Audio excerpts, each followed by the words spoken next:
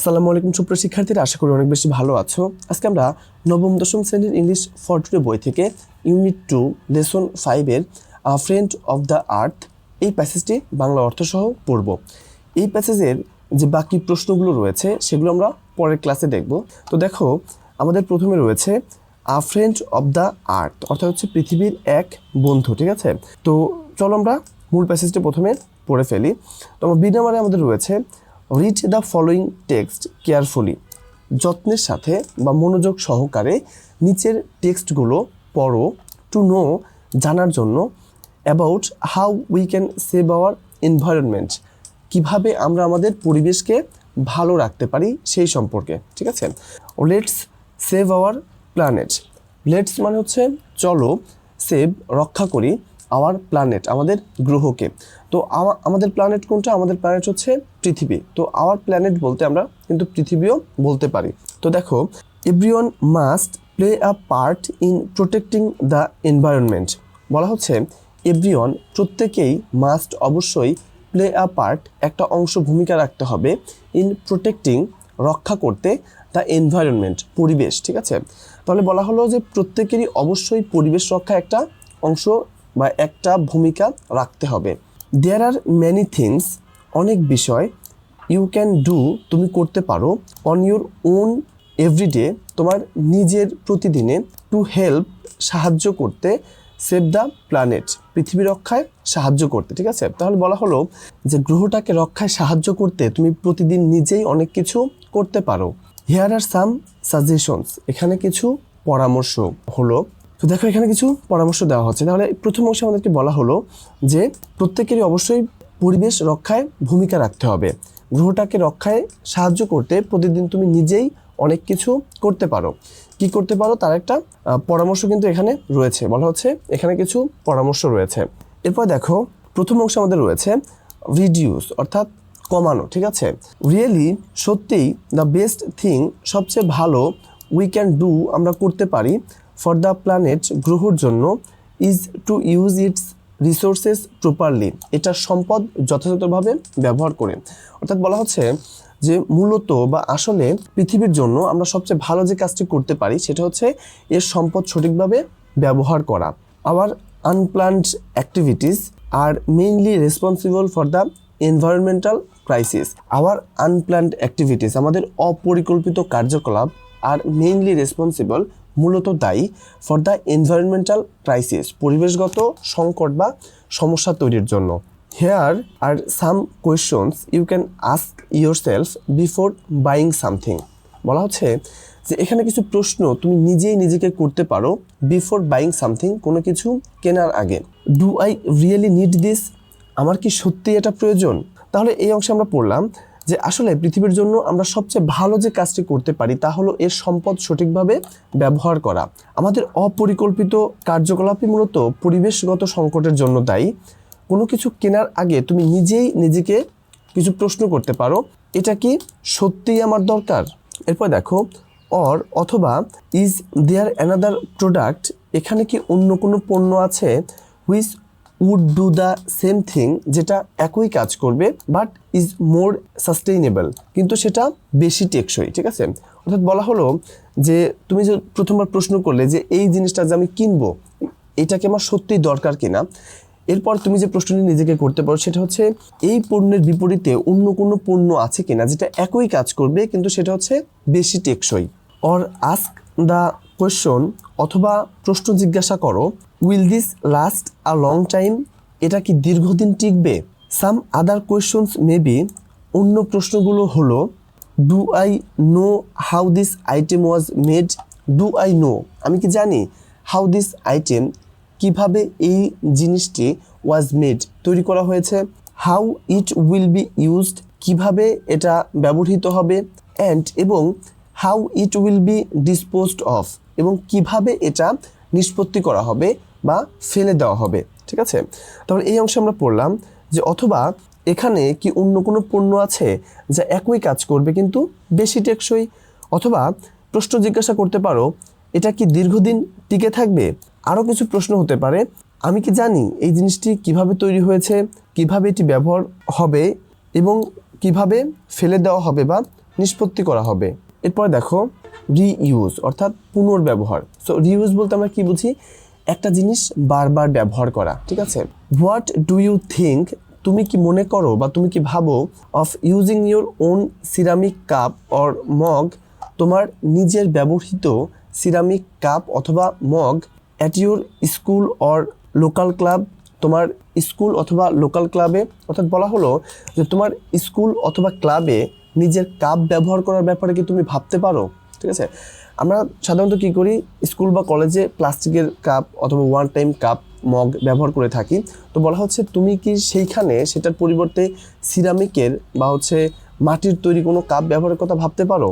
ইট means, এটার মানে there are no plastic cups to throw away, সেখানে কোনো প্লাস্টিক কাপ ছুঁড়ে ফেলা হবে না, ঠিক আছে? এখানে আসলে প্লাস্টিক কাপস বলতে যেটা বোঝানো হচ্ছে, আমরা এখন সাধারণত কী করি, ওয়ান টাইম কাপ অনেক বেশি ব্যবহার করি। দেখবা যে কফি খাওয়ার জন্য, চা খাওয়ার জন্য, ইভেন পানি খাওয়ার জন্যই ওয়ান টাইম কাপ ব্যবহার করা হয়। সেই ওয়ান টাইম কাপগুলো কী করা হয়, একবার ব্যবহার করার পর কিন্তু সেটা ফেলে দেওয়া হয়, তাই না? তো এখানে বলা হচ্ছে যে তুমি কি ভাবতে পারো যে এই ওয়ান টাইম কাপের পরিবর্তে আমরা যদি সিরামিকের কোনো কাপ বা মগ ব্যবহার করি, তাহলে কিন্তু সেটিকে আর ফেলে দিতে হচ্ছে না, সেটিকে আমরা বারবার ব্যবহার করতে পারি। ইউ ক্যান ওয়াশ ইট, তুমি এটিকে ধুতে পারো, অ্যান্ড এবং রিইউজ ইট এভরিডে, এবং এটিকে পুনরায় প্রতিদিন ব্যবহার করতে পারো, ঠিক আছে? যেটি বলছিলাম যে সিরামিকের কাপ হলে কিন্তু তুমি সেটাকে পরিষ্কার করতে পারবে এবং প্রতিদিন ব্যবহার করতে পারবে। আনফর্চুনেটলি, দুর্ভাগ্যবশত, উই আর এনকারেজড, আমরা উৎসাহিত হই, to buy a new improved item, একটা নতুন উন্নত পণ্য কিনতে, ইভেন ইফ, যদিও, দ্য ওয়ান উই হ্যাভ, যেটা আমাদের আছে, ক্যান বি রিপেয়ার্ড, সেটাকে মেরামত করা যায়, অর রিউজড, অথবা পুনরায় ব্যবহার করা যায়, ঠিক আছে? তো যেখানে আমরা সিরামিকের কাপ কি করতে পারি, বারবার ব্যবহার করতে পারি, এবং সেখানে প্লাস্টিকের কাপ আমাদেরকে ফেলে দিতে হয় না। কিন্তু এখন এই সময় এসে আমরা দেখি যে দুর্ভাগ্যজনকভাবে এই যে নতুন একটা পণ্য ওয়ান টাইম কাপ, সেটাকে আমাদেরকে ব্যবহার করতে উৎসাহিত করা হয়, যেখানে আমরা কি করতে পারি, ওই সিরামিকের কাপটা যেটা আমাদের আছে সেটাকে আমরা মেরামত করতে পারি এবং বারবার ব্যবহার করতে পারি। তো দেখো এই অংশ আমরা পড়লাম, তোমার স্কুল বা ক্লাবে নিজের কাপ ব্যবহার করার ব্যাপারে তুমি ভাবতে পারো। এটার মানে এতে কোনো প্লাস্টিকের কাপ ফেলে দিতে হয় না, তুমি এটি ধুয়ে নিতে পারো এবং প্রতিদিন এটি ব্যবহার করতে পারো। দুর্ভাগ্যবশত আমাদের নতুন উন্নত জিনিস কিনতে উৎসাহিত করা হয়, যদিও পুরনো জিনিস বা যেটি আমাদের আছে সেটিকে মেরামত করা যায় এবং পুনরায় ব্যবহার করা যায়। এর পরের অংশে দেখো, হোয়েন উই বাই সামথিং, যখন আমরা কোনো জিনিস কিনি বা ক্রয় করি, উই শুড, আমাদের উচিত, বাই দোজ, সেইগুলো কেনা উচিত, দ্যাট, যা আর ডিউরেবল, টেকসই, ঠিক আছে? অর্থাৎ আমরা যখন কোনো জিনিস কিনি তখন আমাদের উচিত সেই জিনিস কেনা যেটা টেকসই। উই শুড ইউজ দেম, আমাদের সেগুলোকে ব্যবহার করা উচিত, প্রপারলি, সঠিকভাবে, অ্যান্ড, এবং have them repaired when necessary, এবং প্রয়োজন হলে সেগুলোকে মেরামত করা উচিত। তাহলে এখানে আমরা দেখলাম যে আমরা যখন কোনো জিনিস কিনি তখন আমাদের উচিত সেই জিনিস কেনা যেটা টেকসই, এবং সেটাকে সঠিকভাবে ব্যবহার করা উচিত, এবং যদি প্রয়োজন হয় সেই জিনিসটা যদি নষ্ট হয়ে যায় তাহলে সেটাকে রিপেয়ার করা উচিত, অর্থাৎ মেরামত করা উচিত। ইফ উই প্র্যাকটিস দিস, যদি আমরা এটা অভ্যাস করি বা অনুশীলন করি, ম্যানি থিংস, অনেক জিনিস, will not only last a lifetime, সেটা শুধুমাত্র এক জীবনকাল চলবে না, বাট অলসো, আরও, be passed on for future use, সেটাকে আমরা ভবিষ্যতে ব্যবহারের জন্য অন্যের কাছে দিতে পারবো, ঠিক আছে? এমন অনেক জিনিসই আছে না যেগুলো বছরের পর বছর, জীবনের পর জীবন চলে যায়। তুমি একটা সাইকেলের কথা ভাবতে পারো, তুমি একটা মোটর সাইকেলের কথা ভাবতে পারো, অথবা বাড়ির নির্মাণ সামগ্রীর কথা ভাবতে পারো। সেগুলো কিন্তু শুধুমাত্র এক প্রজন্ম চলে তা না, সেগুলো আমরা নিজেরা ব্যবহার করতে পারি, এবং আমাদের ব্যবহার শেষ হলে সেটা কিন্তু আমরা পরবর্তী প্রজন্মের কাছে ফিউচারে ব্যবহার জন্য দিতে পারি। হাউএভার, যাই হোক, if something is truly unusable, যদি কোনো জিনিস সত্যিই অব্যবহারযোগ্য হয়, ফর ইটস অরিজিনাল পারপাসেস, এর মূল উদ্দেশ্যের জন্য, try to be more creative, চেষ্টা করো আরও সৃজনশীল কিছু তৈরি করতে, অ্যান্ড, এবং think of how else it might be use, এবং এটাকে আর কিভাবে ব্যবহার করা যেতে পারে। তাহলে শিক্ষার্থীরা দেখো এই অংশ আমরা পড়লাম, যখন আমরা কোনো জিনিস কিনি তখন আমাদের উচিত টেকসই জিনিস কেনা, সঠিকভাবে ব্যবহার করা এবং প্রয়োজনে মেরামত করা উচিত। যদি আমরা এই চর্চা করি তাহলে অনেক কিছু শুধু এক জীবনকাল টিকে থাকবে না, বরং ভবিষ্যতেও অন্যরা ব্যবহার করতে পারে। যাই হোক, সত্যি যদি কোনো জিনিস মূল কাজে ব্যবহারযোগ্য না হয়, আরও সৃজনশীল কিছু করার চেষ্টা করতে হবে এবং ভাবতে হবে এটা আর কিভাবে ব্যবহার করা যেতে পারে। এরপরে দেখো, when you are done with it, যখন এটার সাথে তোমার ব্যবহার শেষ হবে, think of whether someone else might be able to use it, ভাবো অন্য কেউ এটি ব্যবহার করতে পারবে কিনা। ধরো সেই জিনিসটা তোমার ব্যবহার শেষ হয়ে গিয়েছে, তখন তুমি ভাবো এটা অন্য কেউ ব্যবহার করতে পারবে কিনা। You can donate somethings to the poor, তুমি কিছু জিনিস দান করতে পারো গরিবদেরকে বা দরিদ্রদেরকে। You may also sell some used items, তুমি আবার কিছু জিনিস বিক্রিও করে দিতে পারো। Through personal advertisement in news paper or social media, news পেপারে ব্যক্তিগতভাবে বিজ্ঞাপন দেওয়ার মাধ্যমে অথবা সোশ্যাল মিডিয়ায় বিক্রি করতে পারো। ঠিক আছে, তো দেখো এখানে আমরা দেখলাম যখন তোমার ব্যবহার শেষ হয়, ভাবো অন্য কেউ এটি ব্যবহার করতে পারবে কিনা।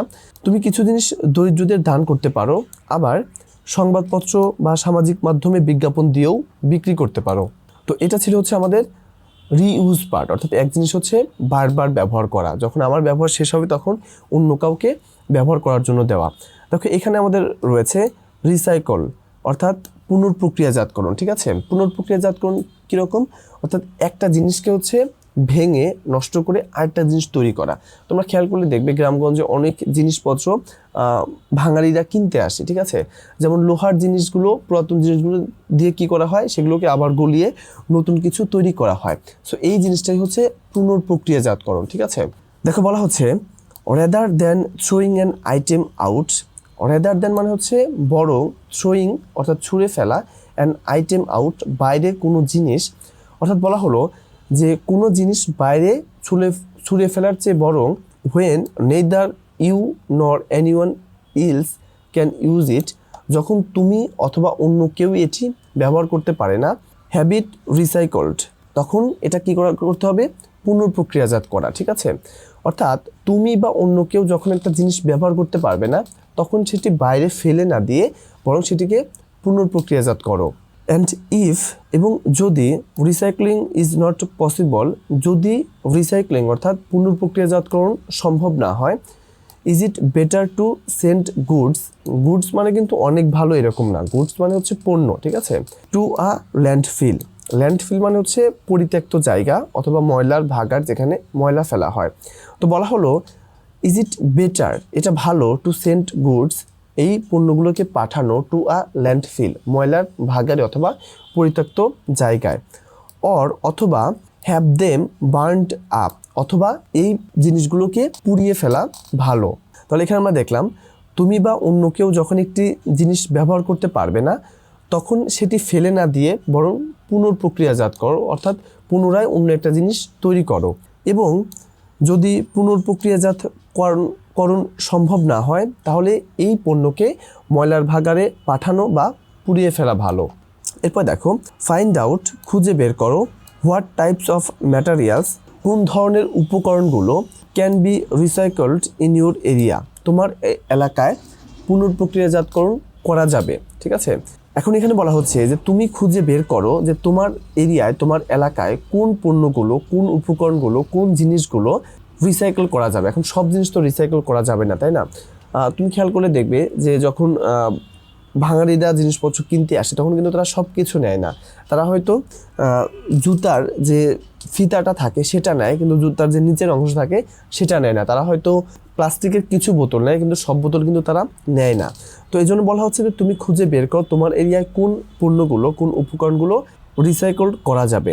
ক্লিন, পরিষ্কার করো, অ্যান্ড সর্ট, বাছাই করো বা আলাদা করো, দ্য ম্যাটেরিয়ালস, সেই পণ্যগুলো, before putting them in the bin, bin মানে হচ্ছে ডাস্টবিন। ঠিক আছে, সেগুলোকে ডাস্টবিনে ফেলে দেওয়ার আগে। ঠিক আছে, অর্থাৎ বলা হলো যে ডাস্টবিনে ফেলে দেওয়ার আগে উপকরণগুলোকে পরিষ্কার করো এবং আলাদা করে নাও।